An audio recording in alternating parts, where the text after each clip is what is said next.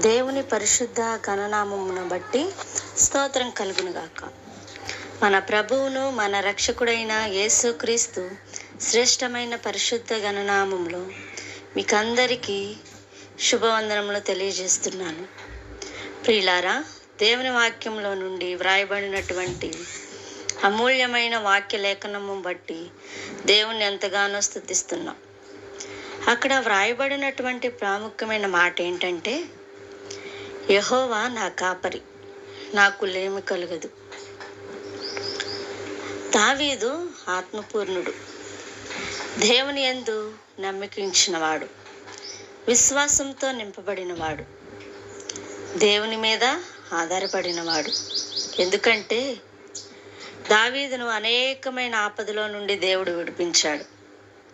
సింహం నుంచి విడిపించాడు, తోడేళ్ళ నుంచి విడిపించాడు, గొల్యాతు నుంచి విడిపించాడు. అలాగే శత్రు సైన్యంలో నుండి, శత్రు రాజుల నుండి విడిపించాడు. కాబట్టి ఆయన కాపరిగా ఉండడమే కాదు, కాపరిగా ఉండి వీటన్నిటిలో నుండి తప్పించి పాడి గొర్రెలను వెంబడించడం మాన్పించి దేవుని ప్రజలైనటువంటి ఇశ్రాయేలును ఏలుబడి చేయటానికి దేవుడు రాజుగా చేశాడు. ప్రభుకు స్తోత్రం. ఇక రాజైన తర్వాత ఎంతో ఉన్నతమైన పరిస్థితి మహారాజుగా దేవుడు చేశాడు.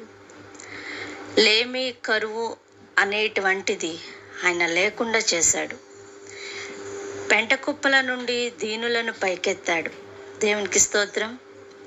ఎవరైతే ఆయన్ని కాపరిగా చేసుకుంటారో, ఆయన మార్గంలో నడుస్తారో, దేవుడు లేమి అనేది లేకుండా చేస్తాడు. ప్రియ సహోదరి, సహోదరుడా, నీవిక ప్రభువుని నీ హృదయంలో చేర్చుకున్నావో లేవో, చేర్చుకోకపోతే ఇప్పుడే ఉన్నపాటినే ఆయన్ని నీ హృదయంలో చేర్చుకో.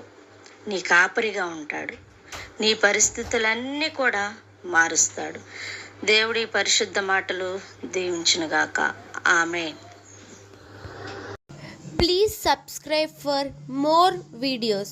Thank you for watching.